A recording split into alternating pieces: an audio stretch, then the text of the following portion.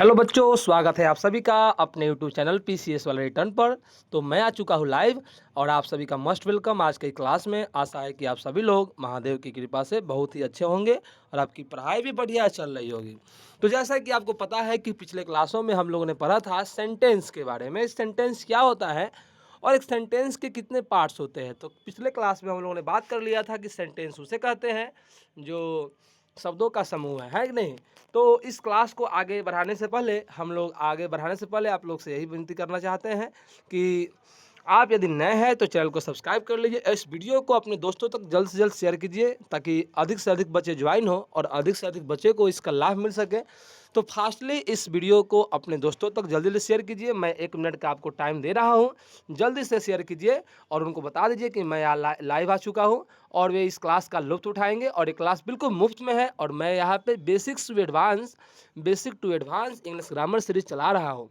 और इस सीरीज के लिए पता ना कितने दिनों से बच्चे इंतजार कर रहे थे। और हाँ, ये बहुत ही बेहतरीन सीरीज है। यदि आप इसमें अंत समय तक बने रहेंगे और इस सीरीज को पूर्ण रूप से देखेंगे, ये लंबी सीरीज चलेगी, लंबा है परंतु आपके फाउंडेशन को ये तैयार करेगा। तो ठीक है, हम बिना देरी किए हुए क्लास में आगे बढ़ते हैं। तो एक बार हम बात कर लेते हैं कल की क्लास में हम लोगों ने क्या पढ़ा था। तो कल की क्लास में हम लोग पढ़ा था सेंटेंस क्या होता है। तो हमने पढ़ा था sentence is a group of words that makes a complete sense. मतलब वाक्यों वो शब्दों का समूह होता है और जो एक पूर्ण अर्थ देता है उसे हम वाक्य कहते हैं। हम फिर पढ़े थे सर वाक्य के 2 पार्ट होते हैं। वाक्य के कितने पार्ट होते हैं मेरे भाई? वाक्य के 2 पार्ट होते हैं। एक होता है सब्जेक्ट, एक होता है प्रेडिकेट। बिल्कुल सर, सही बात है। आप लोगों को मैंने कुछ क्वेश्चन दिया था, उस क्वेश्चन को हम कल की क्लास में डिस्कस करेंगे। ठीक है, आज टाइम कम होने की वजह से आज हम लोग थोड़ा मुझे काम है, इसलिए आज क्लास आपका थोड़ा देरी चलेगा। तो कोई बात नहीं, कम से कम 40 मिनट क्लास तो होगा ही। और कल हम लोग पढ़ा था सब्जेक्ट के बारे में। सब्जेक्ट किसे कहते थे? मैंने बोला था वाक्य में जो जिस वस्तु के बारे में या जिस व्यक्ति के बारे में कुछ कहा जाए, जिस वस्तु या व्यक्ति के बारे में कुछ कहा जाए, उस वस्तु को या उस व्यक्ति को ही हम क्या बोलते हैं? सब्जेक्ट बोलते हैं। और जो बातें कहा जाए उस बात को हम क्या बोलते हैं? उस बात को हम प्रेडिकेट बोलते हैं। जैसे एग्जाम्पल में आप देख सकते हैं, एग्जाम्पल मैंने दिया था कि sir Ram pledge cricket, Ram pledge cricket. तो सर यहाँ पे राम क्या है? तो सर यहाँ राम सब्जेक्ट है और प्लेज क्रिकेट यहाँ पे प्रेडिकेट है। तो कल की क्लास में हम सिर्फ इतना ही बात किए थे। आज के क्लास में हम लोग बात करेंगे टाइप्स ऑफ सेंटेंस। तो आप लोग अपने कॉपी में हेडिंग दीजिए टाइप्स ऑफ सेंटेंस, वाक्य के प्रकार, टाइप्स ऑफ सेंटेंस। और जल्दी से इन 5 का नाम पहले लिखिए। कॉपी में हेडिंग दीजिए टाइप्स ऑफ सेंटेंस और जल्दी से इन 5 का नाम आप लोग जल्दी से लिखेंगे। सेंटेंस का यह दूसरा पार्ट है। हम लोग सेंटेंस को फिर कल भी पढ़ेंगे, ऐसा नहीं है। हमें बोले क्या, हमें सिलेबस ख़त्म नहीं करना है, हमें बेसिक से पढ़ना है, धीरे धीरे पढ़ना है। कम ही पढ़ेंगे लेकिन बढ़िया से पढ़ेंगे और समझते हुए पढ़ेंगे। तो जल्दी से आप सही प्यारे बच्चे इस टॉपिक को लिख लीजिए जल्दी से। तो आइए देखिए, वाक्य के 5 प्रकार के होते हैं। वाक्य के भाग कितने होते हैं सर? वाक्य के 2 भाग होते हैं, हम पहले बात किए थे। लेकिन सर वाक्य के 5 प्रकार के होते हैं। सर नाम बताइए थोड़ा सा। असर्टिव सेंटेंस, पहला क्या है? Assertive sentence. असर्टिव को हिंदी में बोलते हैं वर्णात्मक वाक्य। दूसरा है इंटेरोगेटिव सेंटेंस, पढ़ना भी सीख लीजिए, प्रश्नवाचक। जिसे हम पूछते हैं ना, what is your name, who are you, है ना, हाउ आर यू, तो ये सभी इंट्रोगेटिव है। अगला है इम्पेरेटिव, आज्ञावार्थक। अगला है एक्सक्लामेटरी सेंटेंस, विस्मयादि बोधक। और अगला है ऑप्टेटिव सेंटेंस, कामना सूचक। तो हम लोग विस्तृत से पढ़ने वाले हैं इन 5 के बारे में। तो अभी फिलहाल आपको इन 5 का नाम लिख के रख लेना है। अभी 5 का नाम लिखिए जल्दी जल्दी, सही प्यारे बच्चे 5 का नाम लिखिए जल्दी जल्दी।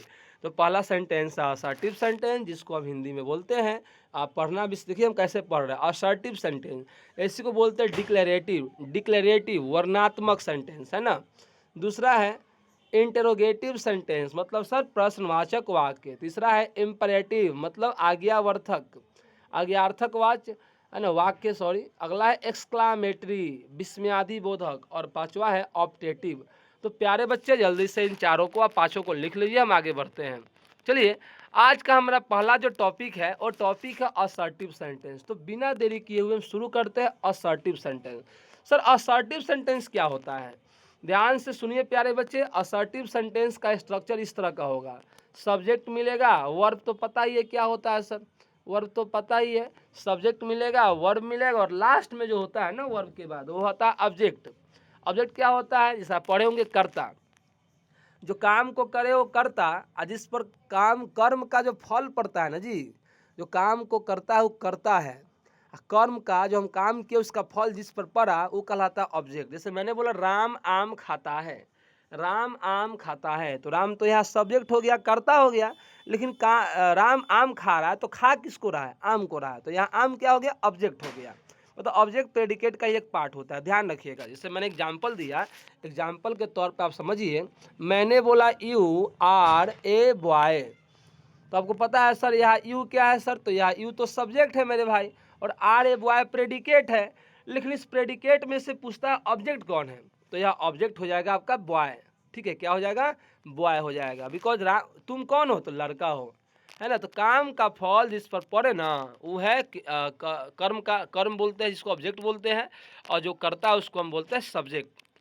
तो ध्यान से सुन लीजिए, जब भी असर्टिव सेंटेंस आएगा उसमें सब्जेक्ट होगा, वर्ब होगा, ऑब्जेक्ट होगा।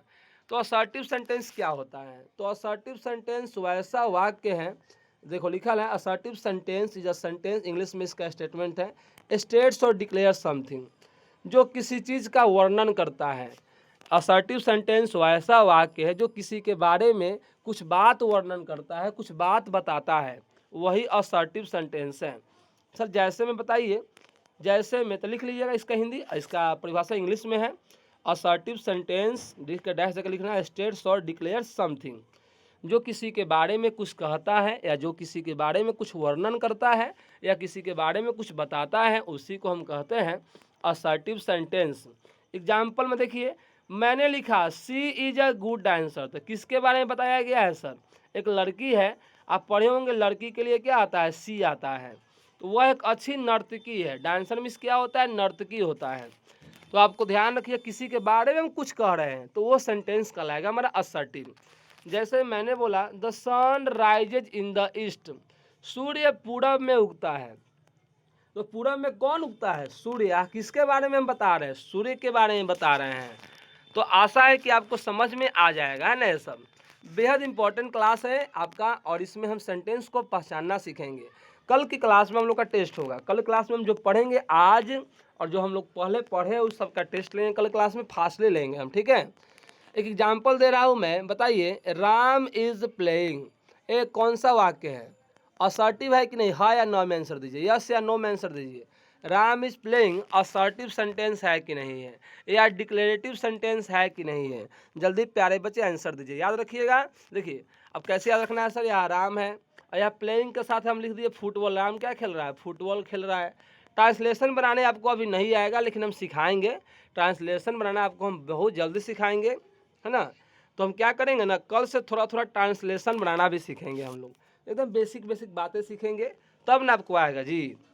तो चलिए सर, राम इज प्लेइंग क्या है, असर्टिव है, बिल्कुल सर, क्योंकि किसके बारे में हम बात कर रहे हैं, राम के बारे में। राम क्या कर रहा है, तो फुटबॉल खेल रहा है सर।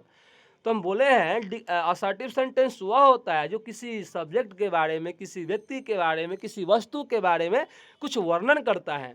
तो आशा है कि यह टॉपिक समझ में आ गया होगा।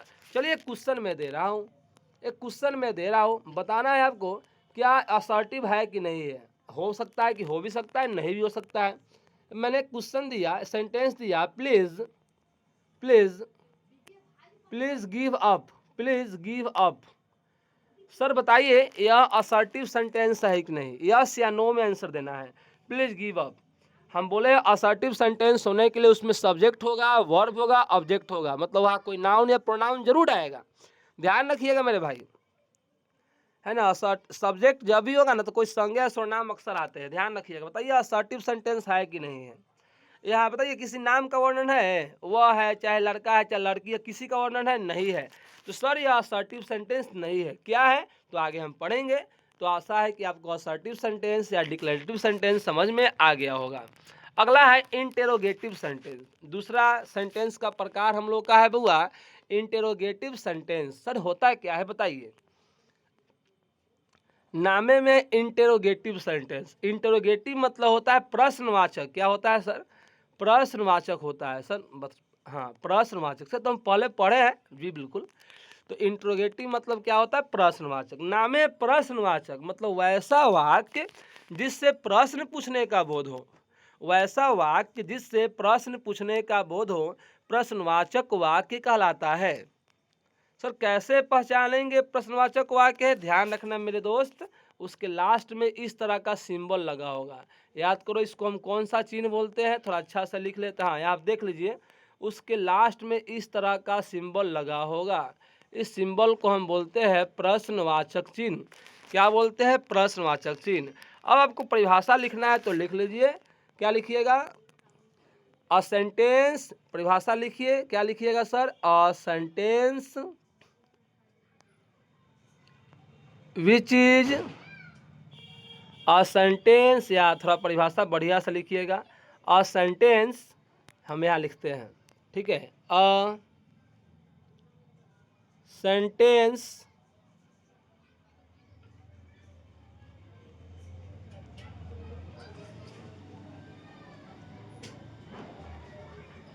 एक मिनट, हाँ। A sentence which is used to ask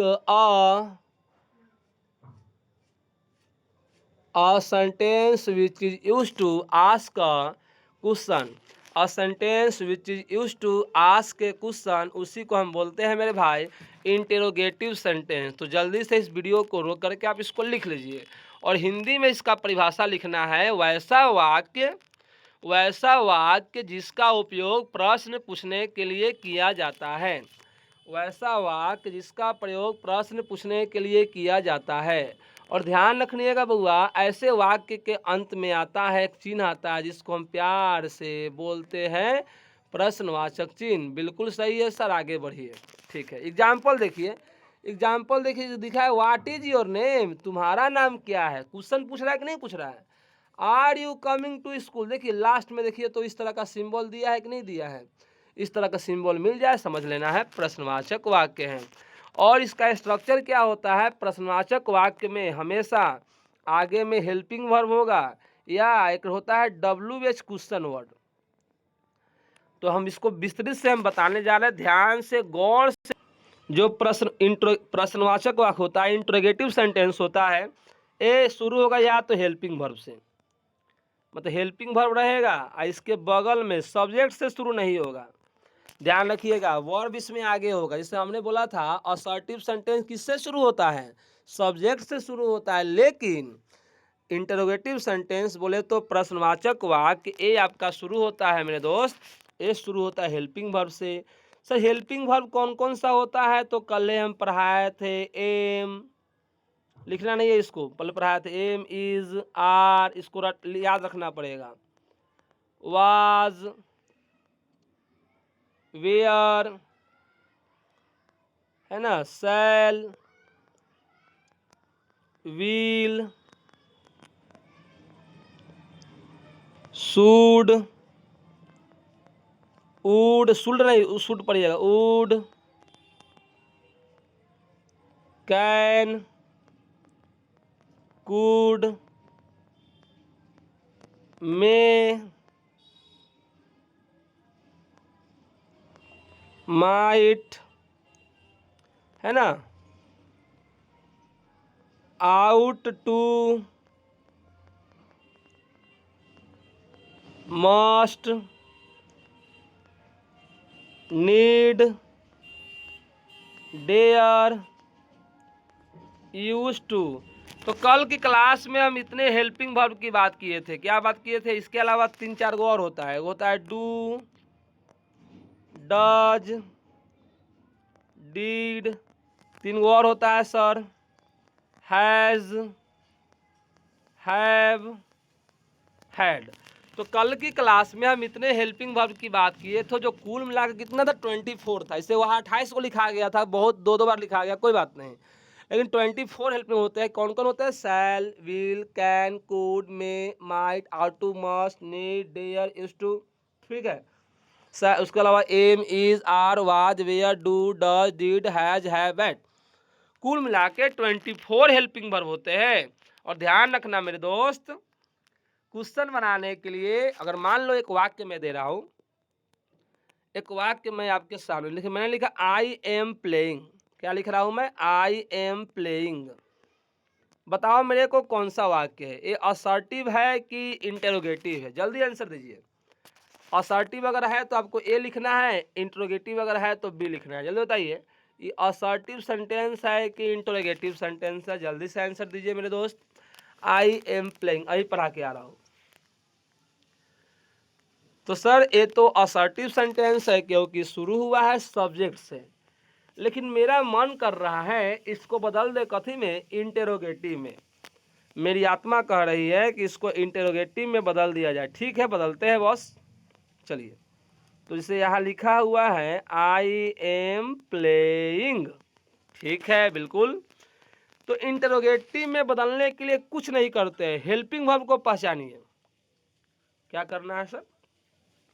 helping verb को पहचानिए। तो सर हेल्पिंग एम है तो बड़ा ए होगा, और बाकी जो बच गया उसको लिख दीजिए। हेल्पिंग वर्ब को बाहर कर दीजिए और जो बच गया उसको लिख दीजिए बस। और यहाँ फुल स्टॉप था, यहाँ क्या हो जाएगा? प्रश्नवाचक चिन्ह हो जाएगा। यही चीज़ है।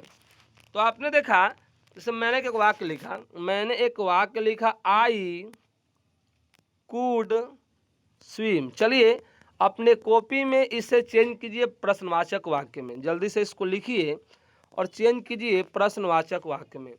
तुम कहेंगे सर ये तो सिंपल असर्टिव सेंटेंस है।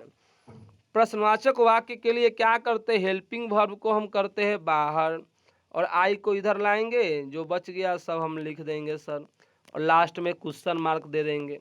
आशा है कि आपको समझ में आ गया होगा। मैं एक और चीज़ देता, एक एग्जांपल और देता हूँ।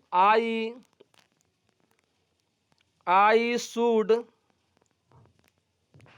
गो to Patna. I should go to Patna, इसको बनाना है प्रश्नवाचक वाक्य में। तो हम पढ़े हैं सर शुड क्या हेल्पिंग वर्ब है, तो शुड को हम क्या करेंगे? बाहर करेंगे। आई लिखेंगे, गो लिखेंगे, टू लिखेंगे, पटना लिखेंगे, और लास्ट में क्या लगा देंगे? Question mark. आशा है कि आपको पहचानने अब आ जाएगा क्वेश्चन मार्क कौन सा सेंटेंस है, और ये भी आपको आ जाएगा कि किस तरह से हम वाक्यों को असर्टिव से इंटेरोगेटिव में बदलते हैं। तो इंटेरोगेटिव को पहचानने का पहला नियम क्या है सर? कि पहला नियम यही है कि शुरुआत उसका होगा हेल्पिंग वर्ब से, और बगल में सब्जेक्ट होगा, और लास्ट में तो क्वेश्चन मार्क होबे करेगा। एक और नियम है पहचानने का, दूसरा नियम है WH क्वेश्चन होगा। WH क्वेश्चन वर्ड आप पढ़े होंगे, वाट है ना, WH क्वेश्चन वर्ड होगा।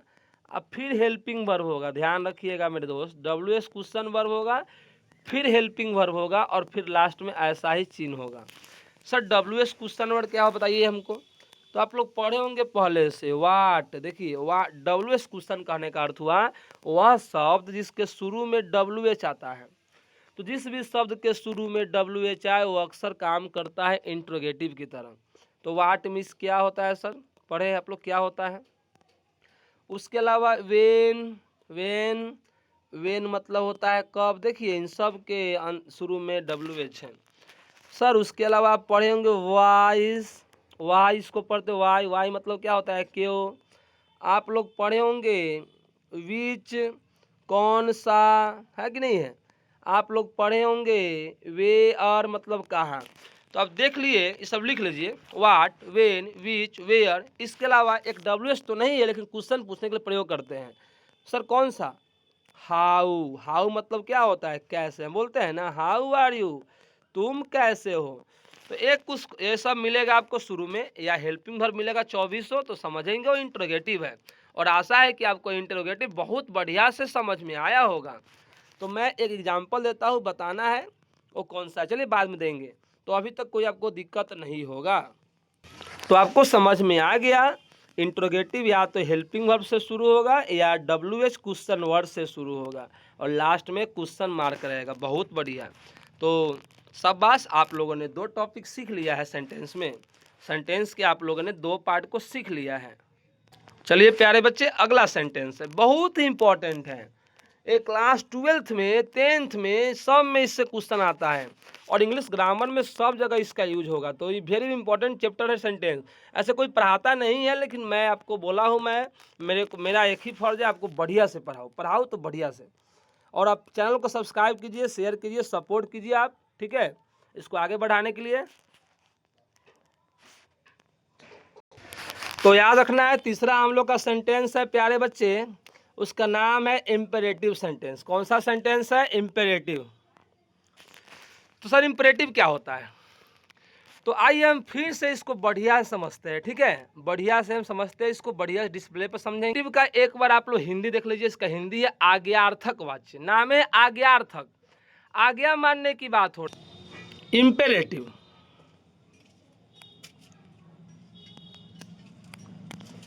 तो आप लोग कॉपी में हेडिंग देंगे इम्पेरेटिव सेंटेंस, जितना मैं बात बोल रहा हूँ आपको लिखना है।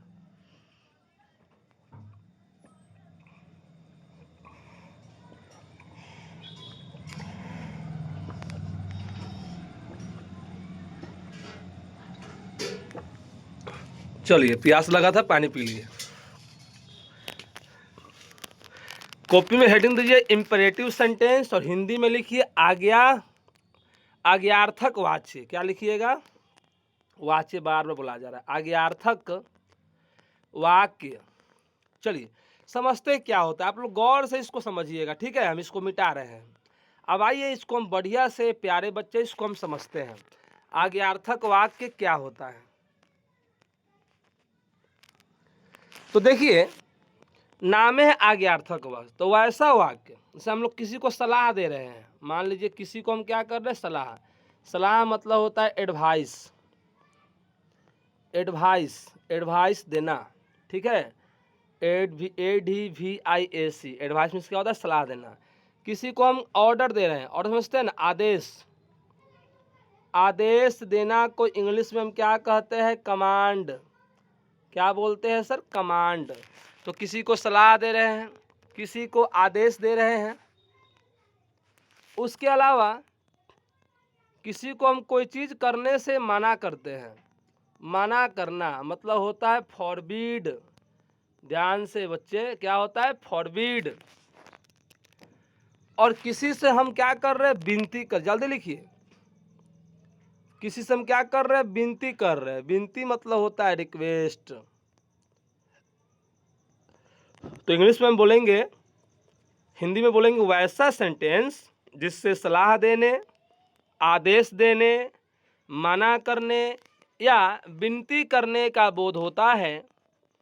वैसा वाक्य जिससे सलाह देने, आदेश देने, मना करने, विनती करने, ब्रैकेट में आप इंग्लिश लिखते रहिएगा, बस हिंदी में ही लिख लीजिए।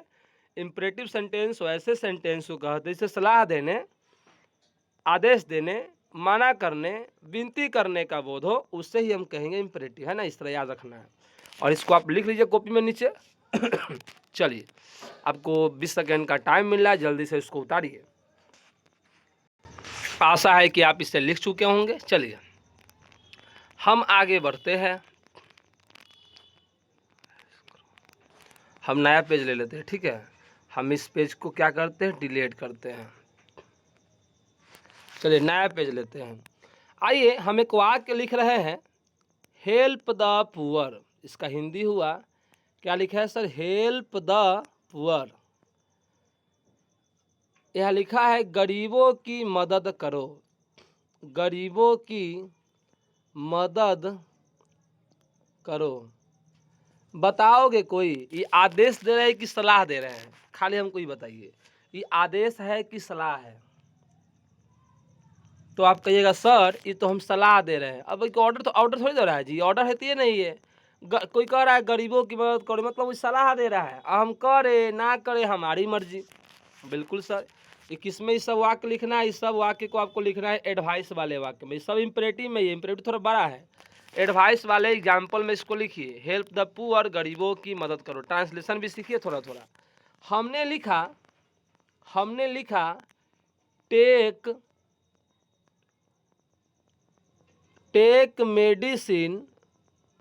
Medicine on time. हमने लिखा टेक मेडिसिन, मेडिसिन का स्पेलिंग है MEDICI, मेडिसिन ऑन टाइम। इसका हिंदी हुआ समय पर दवा लो। अब लेना ना लेना अलग की बात है। डॉक्टर बोलता है सुबह में खाना है, लेकिन देखिएगा हम गांव में लोग की करते हैं, सुबह के दवा खाते हैं 12 बजे, लो ये। तो डॉक्टर क्या बोलता है, समय पर दवा लीजिए या लो। ये सलाह है कि नहीं? नहीं, ये ऑर्डर है, सलाह है सर। लेकिन आप ले ना ले अलग की। सलाह उसे कहते हैं जो कोई आपको देता है और आपकी मर्जी, आप उसे ले या न ले, उसका अनुसरण करे या न करे, वो आपकी मर्जी, वही सलाह होता है। लेकिन ऑर्डर क्या होता है, अगर कोई बोल देता आपको करना पड़ेगा। तो सलाह वाला वाक्य समझ में आ गया होगा। मैं एक वाक्य और दे रहा हूं, respect your country, respect your country, अपने देश की आदर करो, अपने देश की आदर करो, है ना, अपने देश का सम्मान करो। बताओ मेरे को, सलाह है कि ऑर्डर है? तो आपका उत्तर होगा सलाह है। क्यों सर? क्योंकि यहाँ बोला जा रहा है देश की सम्मान करे, और अब सम्मान करे या न करे ये आपकी मर्जी है। उसी तरह और एग्जाम्पल देते हैं सर। हमने बोला, ध्यान से, ड्राइव, डी लिखा हुआ है, पी नहीं है, पी की तरह लग रहा है, सॉरी। चलो, हमने लिखा ड्राइव स्लोली स्लोली, धीरे धीरे चलाओ। ड्राइव मतलब होता है गाड़ी चलाना, हमने बोला धीरे धीरे गाड़ी चलाओ। अब बताइए, यहाँ इस तरह देखिएगा बोर्ड पर लिखा होता है ड्राइव स्लोली, से रोड पर जाते हैं कभी धीरे चलने लिखा रहता है ना। और आप चल रहे हैं, नहीं चल रहे हैं, लोग बात मान रहे हैं, नहीं मान रहे हैं, कोई बोलने वाला है जी? नहीं। तो इसी को हम बोलते हैं सलाह। तो सलाह आपको समझ में आ गया होगा। और सलाह, जिस वाक्य में सलाह की वो दो सब इम्परेटिव है। अब हम लोग आते हैं ऑर्डर पर। सर ऑर्डर कैसे पहचानेंगे? ऑर्डर वह होता है जो कोई बात आपको कोई बोले, कोई बात कोई आपसे सीनियर आपको बोले और आपको करना ही करना है। अगर करना नहीं करना है, अगर आपके इच्छा पर है तो एडवाइस है, कोई सलाह देगा, आप करें ना करें वो अलग की बात है। जैसे मैं ही आपको बोलता हूँ डेली पढ़िए, अच्छे से पढ़िए, समझ के पढ़िए, रटिए मत, कमे पढ़िए लेकिन बढ़िया से पढ़िए। तो हम सलाह देते हैं कि ऑर्डर देते हैं? तो बिल्कुल मैं सलाह देता हूँ। लेकिन मैंने आपको बोला गो आउट, मैंने बोला, सॉरी गो आउट नहीं बोलेंगे, इसको गेट आउट अच्छा लगेगा। मैंने आपको बोला गेट आउट, जैसे क्लास में आप आए, बोलेंगे मे आई कम इन सर, तो मैं बोलूँगा यस कम इन या गेट आउट। हमने बोला यस कम इन, हमने बोला यस कम इन। तो बताइए गेट आउट, यस कम इन, ये सब बताइए सलाह है कि ऑर्डर है? तब कहेंगे सर ये तो सलाह है। गेट आउट मतलब बाहर निकलो, यस कम मतलब अंदर आओ। सॉरी सलाह बोले सर, ये तो ऑर्डर है, सलाह थोड़ी है जी। हमने बोला गेट आउट तो आपको मानना पड़ेगा, हमने बोला कम इन तो आपको मानना पड़ेगा, आप उसको अवहेलना नहीं कर सकते हैं, ये ऑर्डर है। मैंने आपको बोला bring a glass of water, अगर आप ही को हम बोलेंगे bring a glass of, Hindi भी थोड़ा थोड़ा निकालने आना चाहिए। Bring a glass of water, sir एक गिलास पानी लाओ। ब्रिंग मतलब होता है लाना, एक गिलास ऑफ वाटर मतलब एक गिलास पानी लाओ। तो बताइए मेरे कोई ऑर्डर है कि नहीं है? कोई काम आपके पिताजी आपके बड़े आपसे कहेंगे तो क्या आप नहीं लाइएगा? बिल्कुल लाना पड़ेगा। इसको पढ़ने से ही मालूम चल रहा है कि ऑर्डर है। तो ऐसे वाक्य अगर आपको मिलता है तो समझ लेना, ये सब लिखते रहिए। ऐसे वाक्य अगर आपको मिलता है तो ऑर्डर में कल आएगा। ठीक है, आगे बोलिए सर। मैंने बोला सिट डाउन, जैसे आप लोग खड़ा होते हैं गुड मॉर्निंग सर, तो हम क्या बोलते हैं? सिट डाउन, बैठ जाइए, है ना। हमने बोला सीट डाउन। तो बताइए प्यारे बच्चे, ये वाक्य हमारा इम्परेटिव है कि नहीं है? और इम्परेटिव में कौन सा सेंटेंस है सर? ऑर्डर वाला है सेंटेंस। ठीक है, तो आशा है कि आपको यह टॉपिक समझ में आ गया होगा। चलिए आगे बढ़ते हैं। ऑर्डर हो गया। तीसरा होता है फॉरबिड। सर फॉरबिड मीन्स क्या होता है? वर्ड मीनिंग आपको नहीं लिखवाएंगे, वर्ड मीनिंग आप बहुत ज़्यादा हम यही बता रहे हैं, जितना वर्ड मीनिंग है ना। फॉरबिड मतलब होता है मना करना। कैसा होता है सर? मना करना। कैसे पहचानेंगे कि फॉरबिड वाला वाक्य है और फॉरबिड वाला रहेगा? ये चारों जिसमें इम्परेटिव। सर तो फॉरबिड हमेशा शुरू होता है डोंट से, हमेशा लिख लो नोट में, फॉरबिड वाला में यह हमेशा डोंट, डोंट डोंट बोले या इसी को हम बोलते हैं डू नॉट, अलग अलग, इसको अलग लिखिएगा। डोंट बोले या इसी को हम बोले डू नॉट, दोनों एक ही है। तो फॉरबिड अलग होता है डोंट या डू नॉट से। जैसे में सर हमने बोला डोंट गो, हमने क्या बोला? डोंट गो, मत जाओ। तो सर फॉरवर्ड सेंटेंस है। हमने बोला, हम लोग क्लास में बोलते हैं ना इंग्लिश में, हम क्या बोलते हैं? Don't make a noise. तो sir don't make a noise मतलब होता है शोरगुल मत करो। नॉइस मतलब होता है शोरगुल करना, NOISE। स्पेलिंग लिख लीजिएगा। जितना बता रहा हूँ वर्ड मीनिंग आज नहीं लिखवा रहा हूँ अलग से, जितना हिंदी बता रहे चाहे लिख रहे हैं वही आपके लिए आज वर्ड मीनिंग है। तो आराम से इसको कहीं ना कहीं लिखते रहिएगा वर्ड मीनिंग वाले सेक्शन में, ठीक है? तो डोंट मेक अ नॉइस, तो sir don't make a noise मतलब होता है हल्ला गुल्ला शोरगुल मत करो। कल आपको ना ट्रांसलेशन सिखाएंगे, इसका ट्रांसलेशन बनाना। हमने बोला don't do that, don't do that, इसे मत करो, उसे मत करो। डैट मतलब होता है उसे मत करो। तो सर आप देख रहे हैं डोंट से शुरू हो रहा है, तो ये भी कहलाएगा फॉरवर्ड। बिल्कुल समझ में आ गया है सर। अगला अगला बच गया रिक्वेस्ट। अगला क्या बच गया? रिक्वेस्ट। सर रिक्वेस्ट क्या होता है? विनती करना। तो रिक्वेस्ट जब भी आएगा ना मेरे दोस्त, तो दो शब्द को लेके आता है, या तो उसमें प्लीज मिलेगा, या तो देखो हम पहचानना सिखा रहे हैं, काइंडली मिलेगा। काइंडली मतलब होता है दयालुता पूर्वक, और प्लीज मतलब होता है कृपया। इसका हिंदी लिख लीजिएगा। और रिक्वेस्ट मतलब होता है विनती करना। तो वर्ड मीनिंग तीन को यही बन गया। तो रिक्वेस्ट नोट में लिख लीजिए, रिक्वेस्ट जब भी शुरू होता है तो प्लीज या काइंडली से होता है। जैसे में मैंने एक वाक्य बोला, आप कहीं जाते हैं तो बोलते हैं ना प्लीज, कुछ मांगना है किसी, क्या बोलेंगे? Please give me a pen, कुछ पेन मांग रहे हैं तो कृपया मुझे अपना कलम दीजिए। ऐसे बोलते कि नहीं बोलते हिंदी में? सीधे बोलिए कलम दो, कोई देगा जी? नहीं देगा। घमंड में बोलिए कलम दो तो नहीं देगा, लेकिन वही बोलिए कृपया मुझे एक कलम दीजिए तो आपको जरूर मिलेगा, प्यार से दे देगा भाई। या बोल देगा काइंडली, काइंडली डू दिस, कहीं ऑफिस में गए काम करवाने, अब बोलिए इसको कर दीजिए, नहीं करेगा, लेकिन यही बोलिएगा कृपया इसे कर दीजिए महाशय, तो आपको काम कर देगा। तो काइंडली और प्लीज से जब भी कोई वाक्य शुरू समझना वो रिक्वेस्ट कर रहा है। तो आपको हमने क्या क्या समझाया? आपको मैंने समझाया इम्परेटिव सेंटेंस बहुत बड़ा है। इम्परेटिव सेंटेंस में एडवाइस वाला वाक्य आपको मिलेगा, एडवाइस समझ लिए। एडवाइस के साथ साथ हम लोगों ने ऑर्डर समझा कि सर ऑर्डर को कैसे पहचानेंगे, और उसके साथ सर जी हमने तीसरा पहचाना फॉरबिड मतलब मना करना। और फिर चौथा हम लोगों ने पहचाना, चौथा हम लोगों ने क्या पहचाना मेरे दोस्त? तो सर चौथा हम लोगों ने पहचाना कि रिक्वेस्ट क्या होता है, रिक्वेस्ट वाले वाक्य को कैसे पहचानेंगे। तो आशा है कि यह टॉपिक आपको बहुत ही बढ़िया से समझ में आया होगा। आगे बढ़ते हैं।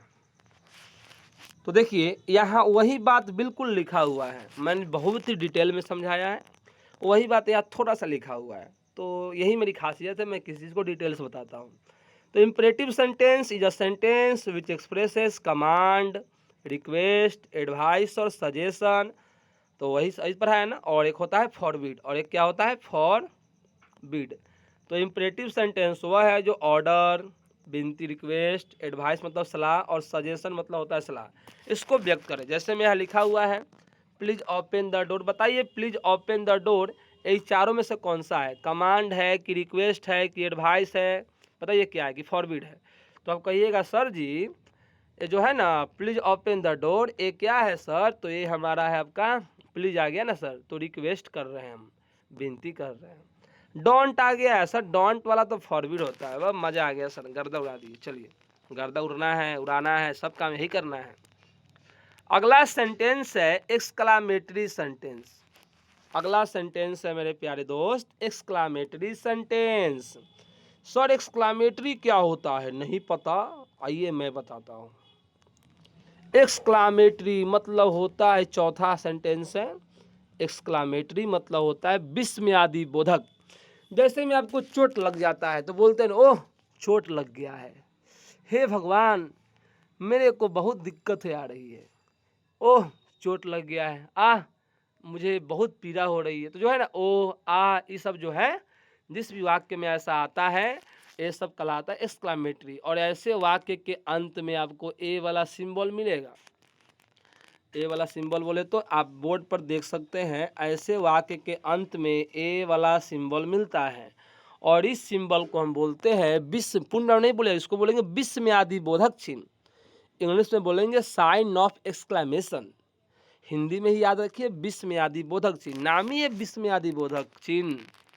और वाक्य का नाम है विस्मयादि बोधक वाक्य। तो वैसा वाक्य आप लोग हिंदी में पढ़े होंगे, वैसा वाक्य जिससे आश्चर्य, है ना, खुश, दुख, मतलब खुशी, दुखी, उसके साथ साथ कोई फीलिंग हो अपने अंदर, इमोशन हो, उसका बोध हो, उसी को हम बोलते हैं एक्सक्लामेटरी सेंटेंस। क्या बोलते हैं? Exclamatory sentence. ऐसे वाक्य को पहचानने का एक नियम है कि ऐसे वाक्य के अंत में इस तरह का सिंबल होगा।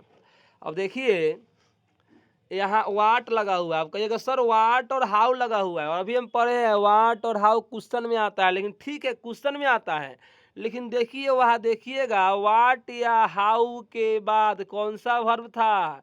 हेल्पिंग वर्ब था। तो दोस्त मेरे वाट या हाउ के बाद हेल्पिंग वर्ब रहे तो ध्यान रखना है वो हो जाएगा question mark, question interrogative sentence. लेकिन वाट या हाउ के बाद ए रहे या सीधे इंटेलिजेंट या ब्यूटीफुल एडजेक्टिव विशेषण रहे, मतलब यह हेल्पिंग है जी? नहीं है। तो याद रखिएगा ऐसे वाक्य को हम बोलेंगे एक्सक्लामेटरी। और पहचानने का नियम तो पता है सर, लास्ट में इस तरह का सिंबल आपको मिलेगा, ठीक है, याद रखिएगा। और हम लोग का पांचवा सेंटेंस है ऑप्टेटिव सेंटेंस, जो इम्पोर्टेंट है, बेहद इम्पोर्टेंट है। पांचवा सेंटेंस है ऑप्टेटिव सेंटेंस। सर ऑप्टेटिव मतलब होता है कामना सूचक। ऑप्टेटिव सेंटेंस को हिंदी में क्या कहते हैं?